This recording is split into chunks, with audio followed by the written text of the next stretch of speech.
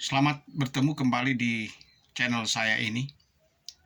Teman-teman, saya ingin memaparkan tentang sejarah yang menarik tentang persentuhan orang Minahasa dengan Kristen dan Islam.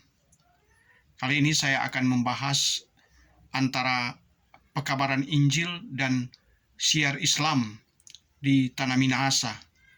Ada beberapa catatan menarik tentang persentuhan Kristen dan Islam di tanah Minahasa. Namun sebelum saya lanjut dengan pembahasan ini, saya mohon channel ini di-subscribe, bagikan, atau komentar. Setidaknya ada dua peristiwa penting di tanah Minahasa berkaitan dengan pekabaran Injil Kristen dan syiar Islam. Peristiwa pertama adalah saat misi Kristen Katolik masuk pertama kali di tanah Minahasa pada tahun 1563. Dan peristiwa kedua saat misi pekabaran Injil Kristen Protestan pada tahun 1831. Yang menarik pada kedua peristiwa ini adalah pada saat yang bersamaan, syiar Islam juga datang di tanah Minahasa. Di tahun 1563, syiar Islam juga sudah dicanangkan oleh Sultan Khairun dari Kerajaan Ternate. Ia bersama pasukannya sedang menuju Manado untuk menguasai Jazirah Sulawesi Utara. Itu artinya kalau Sultan Khairun mampu menaklukkan Manado dan seluruh Jazirah Sulawesi Utara, maka otomatis Manado dan Minahasa akan diislamkan.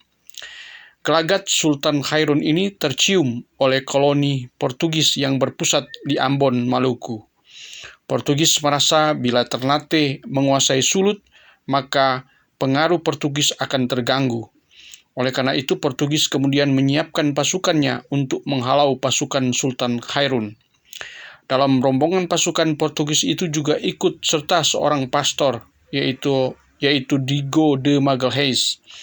Pastor Magalhães kemudian melakukan pelayanan di Manado, di mana ia membaptis sekitar 1.500 orang, termasuk Raja Manado Tua dan Raja Siau yang kebetulan berada di Manado. Dengan peristiwa ini, maka tanah Minahasa luput dari kekuasaan Sultan Ternate, yang secara otomatis akan mengislamkan rakyat Minahasa.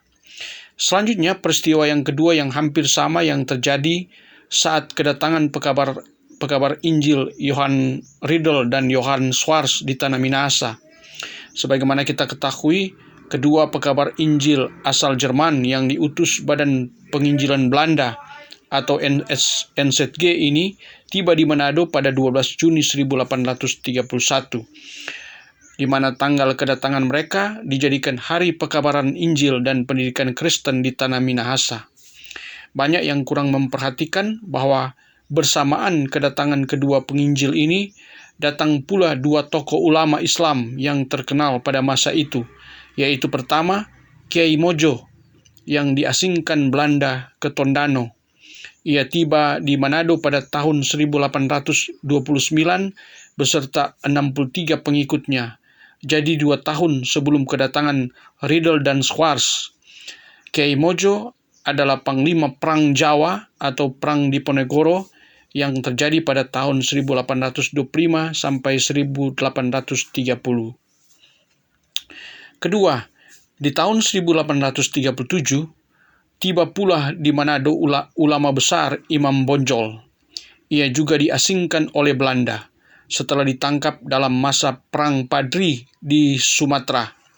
Imam Bonjol mengalami pengasingan bersama beberapa pengikutnya di desa Lotak, Pineleng. Dari catatan ini menunjukkan bahwa kehadiran pekabar Injil dan ulama Islam ini akan memberi pilihan bagi orang Minahasa yang pada saat itu didominasi dengan agama suku. Apakah akan tertarik dengan Kristen atau Islam? Masyarakat di Tondano sendiri secara psikologis masih trauma dengan Perang Tondano yang terjadi pada awal tahun 1800-an, di mana mereka terlibat perang dengan Belanda yang dianggap sewenang-wenang. Kehadiran Riedel yang notabene dari Eropa bukan tidak mungkin menimbulkan kesan akan menindas orang Tondano lagi. Pada kenyataannya, Kristen akhirnya menjadi pilihan mayoritas orang Minahasa. Rupanya pendekatan Riddle berbeda dengan pendekatan penguasa Belanda.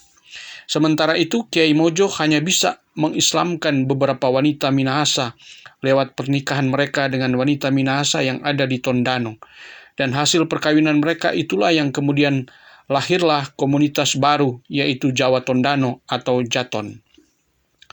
Dalam catatan penginjil Nicholas Grafland lewat bukunya tentang Minahasa, ia menuturkan Kiai Mojo selalu berkunjung ke rumah penginjil Johann Riddle di Tondano, dan Riddle pernah memberikan kitab Injil kepada Kiai Mojo. Selanjutnya, Imam Bonjol juga kurang mampu mempengaruhi masyarakat Minahasa yang ada di Pineleng. Komunitas Islam yang ada di Pineleng kurang mengalami perkembangan, sehingga jumlah mereka kurang signifikan. Perlu juga dicatat, di tahun 1830, Pangeran Diponegoro juga diasingkan di Manado. Ia sempat tinggal di Manado selama 3 tahun. Setelah itu, ia dipindahkan ke Makassar dan meninggal dunia di sana. Kehadirannya juga di Manado tidak membawa pengaruh untuk pengembangan Islam. Dari beberapa catatan ini memberikan gambaran bahwa persentuhan orang Minahasa dengan Kristen dan Islam sudah berjalan secara alamiah. Bahwa kemudian orang Minahasa akhirnya memilih imannya menjadi Kristen, itulah kemenangan iman yang harus disyukuri. Dan pada 12 Juni 2021 ini, kita akan merayakan HUT Pekabaran Injil dan Pendidikan Kristen ke-190. Selamat bersyukur, Tuhan memberkati orang Minahasa. Amin. Demikianlah catatan saya tentang persentuhan orang Minahasa dengan Kristen dan Islam. Dan sampai jumpa.